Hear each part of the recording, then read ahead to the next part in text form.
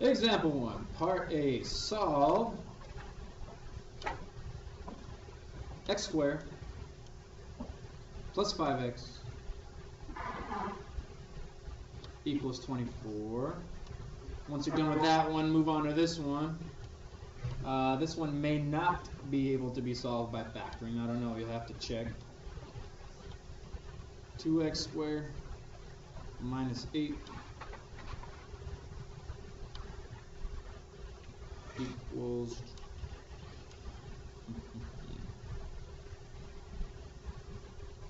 let's do negative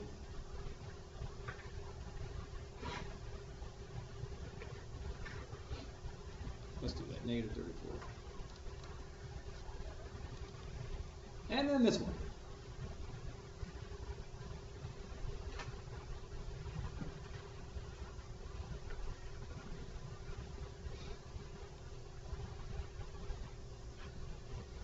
These are some somewhat simple Quadratic Equation.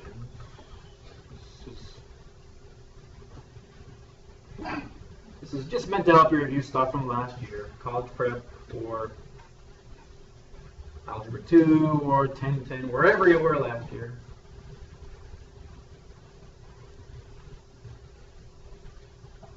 Now, I guess in reality, all of these could be solved using the quadratic formula,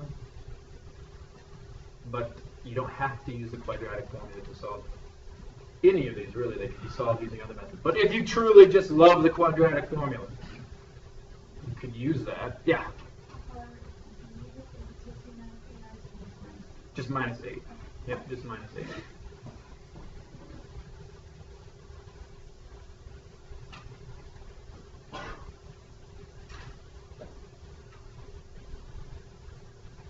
Just to help you steer clear of the wrong way, I guess, on part B, that one does not solve by factoring. On part B.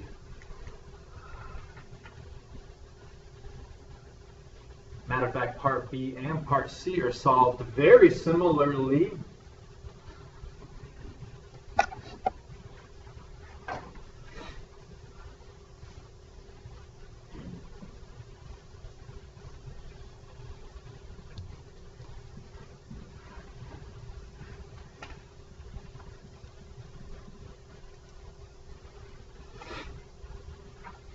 I know that wasn't a ton of time, but well, it wasn't you guys. Restarting this computer wasted some time. So let's just get through these. We got to get onto the third and fourth objective here, rational and radical equations. So this one, pretty easy peasy. You subtract 54, so you get it equal to 0. Why did I say 54? Keep track of me, you guys. All right, you subtract 24 on both sides. Then you got to figure out what can multiply to negative 24 that can add to 5, so it can factor. This one does factor. X plus 8, x minus 3. Now, this is called the zero product property. If you're multiplying two expressions together and that product is 0, that means each of these separate factors have to equal 0. X plus 8 has to equal 0. And x minus 3 has to equal 0. I'm sure you remember this, or I hope you remember this from last year. If x plus 8 equals 0, then that means x equals negative 8. If x minus 3 equals 0, then x equals positive 3. And that's probably the quickest way to solve this problem. You could have also solved it using the quadratic formula and gotten the same answer. Now, part B. First of all, it's important to notice that this equation is slightly different. What is different about part B than part A? You have to be able to recognize this. There's no x term. There's no linear term. There's a quadratic term here, 2x squared, and then there's a couple of constants here. If that's the case, it's so much faster to solve this using square roots than to try to use the quadratic formula. Here's what I mean. Rather than getting it equal to 0, try to isolate the x squared and get it by itself. How do you get x squared by itself? Add 8, then divide by 2. So we're going to add 8. So we have 2x squared equals, oh boy, negative 26. Then divide by 2. So now we get x squared equals negative 13. You just square root both sides. You get x equals, ooh, good, plus or minus. Don't forget the plus or minus when you're taking square roots. Plus or minus I square root of 13.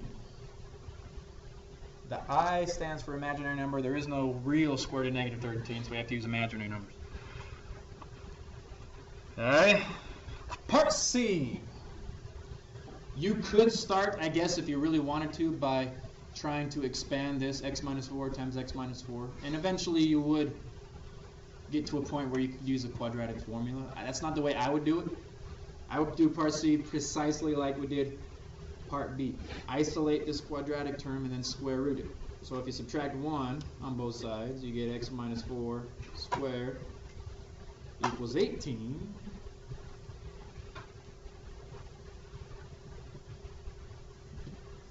Again, rather than trying to expand this, just get rid of the exponent by square rooting.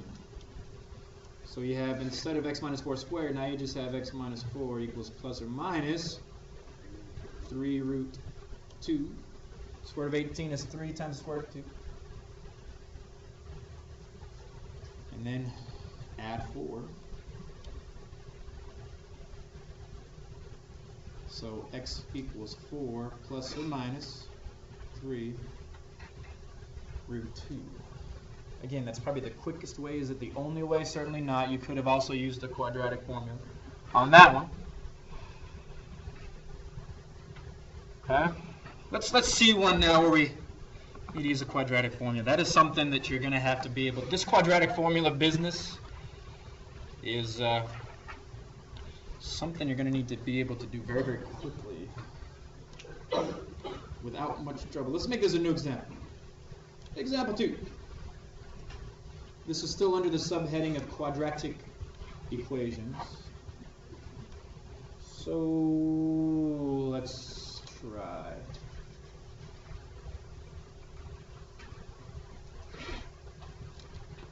I need a real tough one that simplifies functionally. Okay, here's one.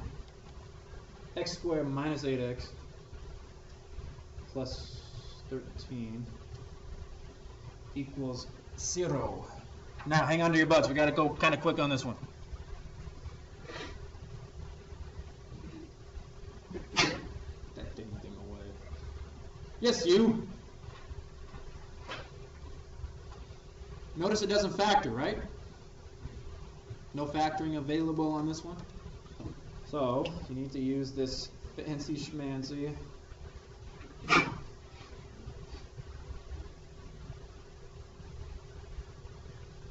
quadratic formula. How could you forget this, right? Isn't it burned into your memory to the point where you could just recite this with both hands tied behind your back?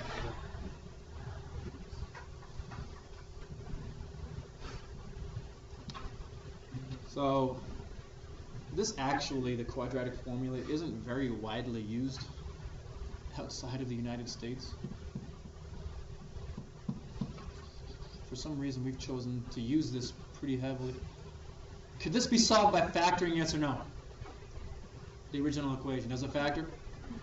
So, how could we solve it then if we don't use the quadratic formula? There is another way. Yeah. Real quick. A equals 1, B equals negative 8, C equals 13. Plug in the values. The opposite of B is going to be positive 8 plus or minus the square root of B squared. Negative 8 squared is positive 64 minus 4 times A times C all over 2. Do you remember the song? Were you taught the song? Yeah. Was anybody not taught the song? Shut up, really? I was not taught the song. You weren't taught the song? I was gone the day of other stuff. Really? It goes to Pop Goes the Weasel. You guys know that tune, Pop Goes the Weasel? You know, when you do the little top thing and the thing comes out? Or not the top. What's that thing called where you wind it up? Jack in the Box. Jack in the Box, yeah. When you do the little Jack in the Box. So I'll just sing it once for you. X, well, I'll sing a line, you guys repeat it, right? We'll do that. X, now you got to do this. Don't leave me hanging. X equals the opposite of B. No, just repeat the line I just said. X equals the opposite of B. That sucks, you guys. Plus or minus the square root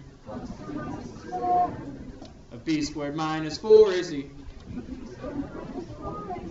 All over 2A. You see, it's catchy. Should we just go to the horse and sing it to us? Does he do better? Are you saying he does better than me? Yeah. All right. I'm going to have to bring it next time. I'll bring my ukulele or something. Not that I can play it, but at least I'll look cool. You have the ukulele, but you cannot play it. It's my mom's. 4 times 13? 52, yep. All over 2. The most common struggle I see students make is not knowing the quadratic formula. It's just messing up with the simple arithmetic, which surprises me. Like this underneath here, for example, the discriminant is what that's called. I can't tell you how many times students screw up on that when it's just easy subtracting and multiplying. Just be careful with it. 64 minus 52 is 12 all over 2. Okay. Square root of 12, you have to simplify that. That changes into 2 times the square root of 3 all over 2. Doesn't this bring back fond memories from your math class last year? Fond memories. I, for one, remember this fondly. Now, you do have to continue to simplify. This could be done in a number of ways. The way I've seen that students make the fewest mistakes at this point is to do the following. Even though it might be slightly unnecessary or an extra step, at least it might help you make fewer mistakes. Do you understand what I just did here? What did I just do there? To split it up into 2 separate fractions. If you have 2 expressions in the numerator and 1 in the denominator, you can split that up into 2 separate fractions. Now it might be a little bit easier to reduce. 8 halves is just 4, and then the 2's cancel, so you get 4 plus or minus the square root of 3. Easy peasy. So anyway, I don't want to spend too much time on this. This is stuff you guys should be able to do. Let's move on. Move on to the next one, which was rational.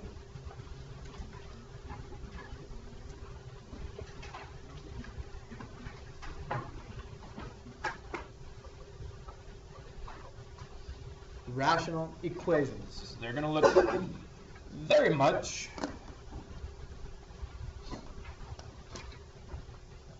like the ones you guys did last time.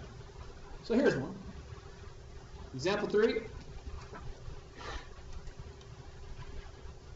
Solve the equation 3 over x plus 5 over x plus 2 is equal to 2. Now, I'm hoping for some of you, and maybe most of you, that this also is. I know this is in 1010 if you took 1010 last year. I know you were taught this. College prep, algebra 2, maybe, depends.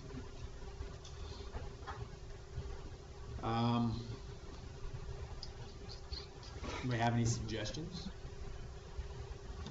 There are 3 different ways I can think of to solve this, and they're all pretty much equally as difficult or as simple. What do you, let's see, wait. Oh, dang it. It was just Nora. No. Where did I come up with that? Oh. I'm just shooting in the dark. What is it? Trisha. Yeah, Nora wasn't even close. Was there a Nora in here, by the way? I was way off. Okay. What was your suggestion? Cross multiply. Okay, we can do that, but not at this point right here. In order to cross multiply, we'd have to have 1 fraction here that equals 1 fraction over here. So if we combine these into 1 fraction, then we could cross multiply. Does that make sense? Why don't we combine them? That is one method. That's one way we could do this. What was your suggestion? You make them all have the same denominator, like everything has the same denominator and the same Okay, and keep going. So And what would you do after that? then you just normal Pretty much, yeah. The way I see it, you've got two options. Option one was what Tricia said. You can combine this into one single fraction and then cross multiply. Or, now wait a minute, help me out here. Rachel. Like Rachel said, we can get every expression to have the same denominator. And then you could solve the equation left in the numerator. That's probably the more common way. Here's what I mean by that. Multiply this by x plus 2 over x plus 2. Multiply this by x over x. And then multiply this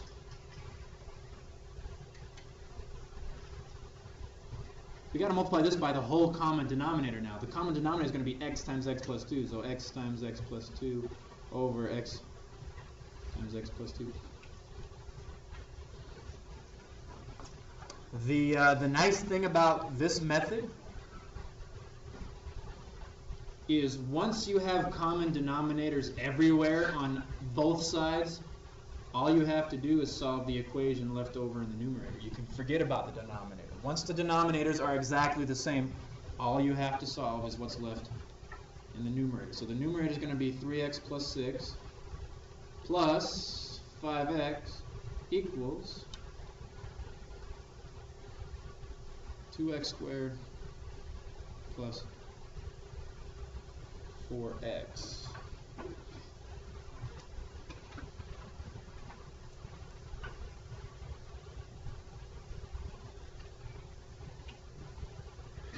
Now I know we are going kind of quick here. You okay on where everything came? Where did 2x squared plus 4x come from? You distribute the 2x to that. You know what? We should have started with something. This is the right way to start, but we should have done something right at the beginning. Can anybody think of two values of x that will definitely not work as solutions? X cannot equal 0, and x cannot equal -2. That's worth stating right at the beginning. X cannot equal 0, x cannot equal -2, because it might happen that's one of our solutions. We might get a solution of x equals -2, where x equals 0. If that's the case, then that really isn't one of the solutions. Anyway, just something to keep in mind. Let's solve this one, or try to solve it at least. I'm going to get all the terms here on the right side.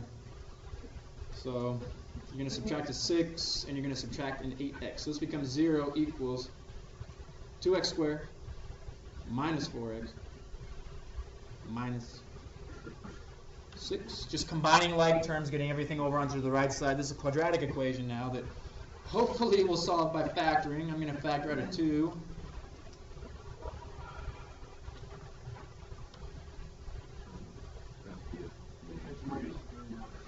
What am I doing? Let's see, -3 and -2. Hey! Ooh, we got lucky on this one. This one does factor. If not, what would we have had to do? Quadratic formula. But we were spared.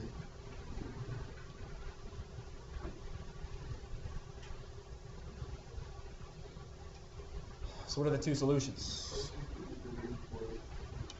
X equals -1 and x equals 3. Are we sure for sure that both of those are valid solutions? Yes, the only two that would not have worked were these two. These would have been extraneous solutions. So these both work. What's that? With this 2 here? Yeah. This 2 doesn't factor into any of the solutions because we could have just divided by it to get rid of it. Does that make sense? If there was an x with it, then that would have given us another solution to 0. So that would have happened. Yeah. So just to quickly go over this one again, the method here was to get everything to have the same denominator. Once we did that, you simply solve the equation left over in the numerator. Okay. As long as it's all the same, as long as every single denominator is the same, then now I did kind of skip a step. It's not like they just magically disappear. I hope you don't think that they just magically go away. That would be nice in math, right? If things just magically happened. Wouldn't that be cool? Really, what happened here so that the denominators went away? Where'd they go? You multiply everything by the denominator. Okay.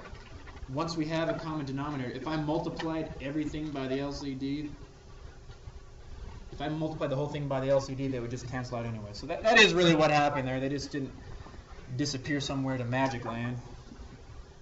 So anyway, those are rational equations. Let's do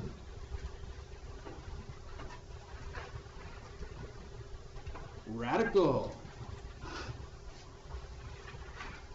Radical.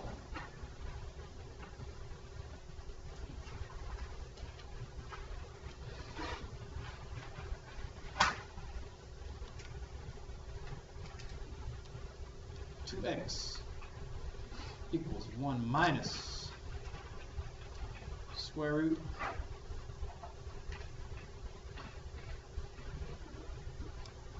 of 2 minus x. Now you all should at least recognize this type of equation from last year. I know it was taught in Algebra 2. I know it's taught in College Prep in 1010. I'm not saying you have to remember how to solve it exactly, but it should look somewhat familiar. How do we get rid of square roots? You square it, but I would not do that right up front. Definitely not right up front. What's the first step here?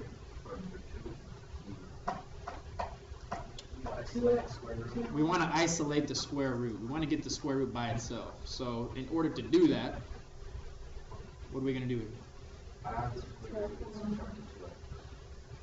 I guess we could do that, yeah. Most students would probably just subtract the 1 here, so we get 2x minus 1 equals negative square root of 2 minus x. Is that negative sign bothering anybody? We could get rid of it if we wanted to before squaring. We really don't need to. Because what's going to happen if we square something that's negative? That's going to get rid of it anyway. Do you understand what I mean? So if the negative sign's bothering you, you could, I guess, divide by -1 on both sides. You really don't have to. We can just go right into squaring at this point.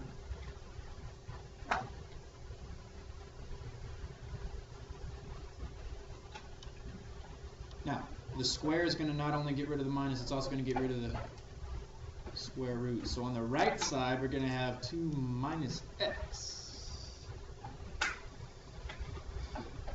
Now, please, please, please, please, please, I think I've mentioned this 3 times already in this class. If you have this kind of a binomial that's being squared, you cannot just distribute the exponent. 2x minus 1 squared is 2x minus 1 times another 2x minus 1. That changes into 4x squared minus 4x plus 1. If you multiply that correctly, that's what you're going to get. 4x squared minus 4x plus 1. Oh man, another quadratic equation. This is awesome!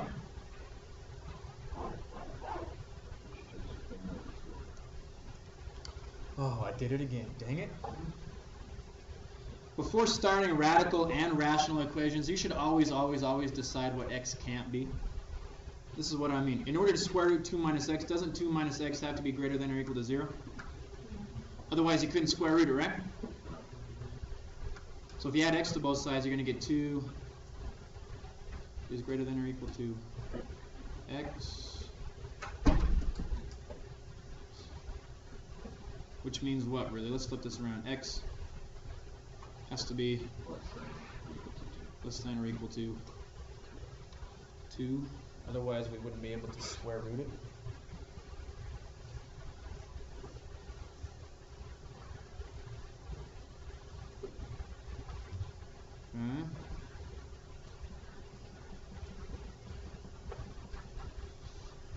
Now what? What is it we're trying to do here? Get everything on one side, and then we're going to hopefully factor again. I don't know if this factors, it might. But we're going to add x and subtract 2.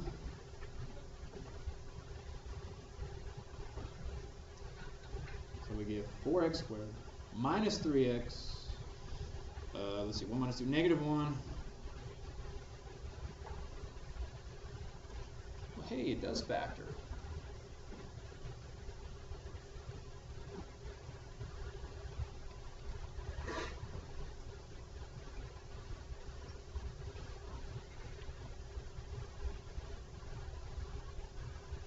How does it factor?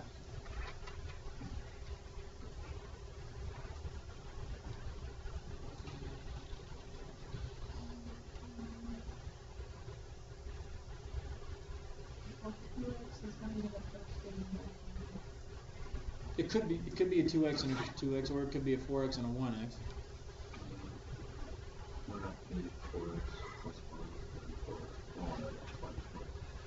It does turn out to be 4x plus 1.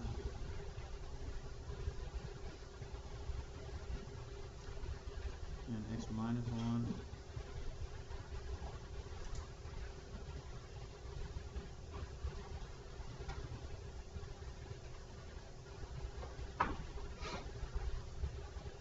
So then the solutions are x equals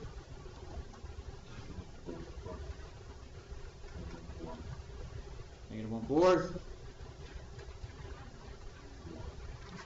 and x equals 1. Now, there is actually another problem here. Darn it. What was the original equation? All right, the original equation was 2x equals something. 1 minus the square root of 2 minus x.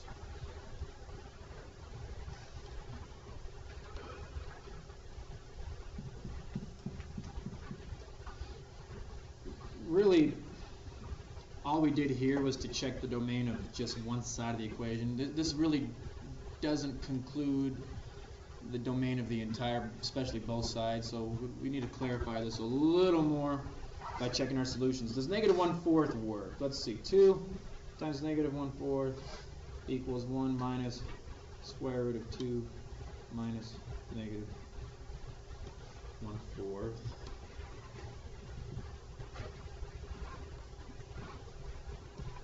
Does this satisfy the inequality? Well, what's 2 times negative 1/4? Negative 1/2. We got to see if that matches the right side. This is 1 minus the square root. Ooh, 2 plus 1/4?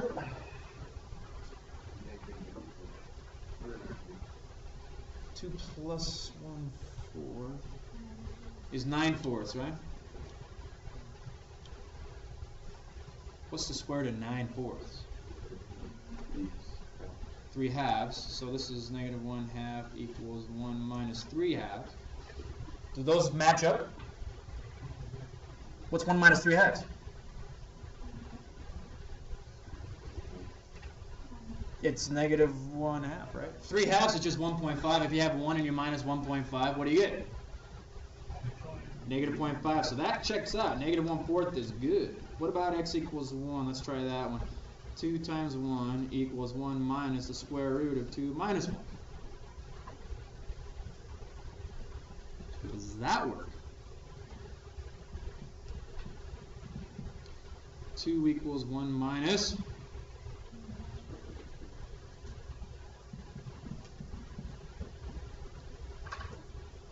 What? 2 equals 0? What does that mean? It means that doesn't work. X doesn't equal 1. Didn't satisfy the equation.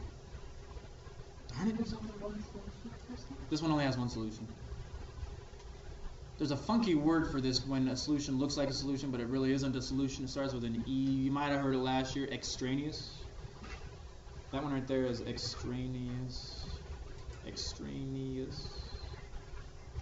Ooh. Yeah, that's spelled right. Extraneous means outside of. It's outside of the domain. X equals 1. Anywho, I think that's about it.